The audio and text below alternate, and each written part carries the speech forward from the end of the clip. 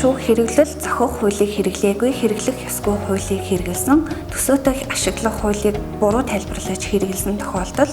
хэргийн оролцогч буюу тэдгээрийн төлөөлөгч, өмгөөлөгч, гуравдагч этгээдүүд давзаалтах шатны шүүхээс гарсан магадлалыг 14 гардаж авснаас хойш 14 хоногийн дотор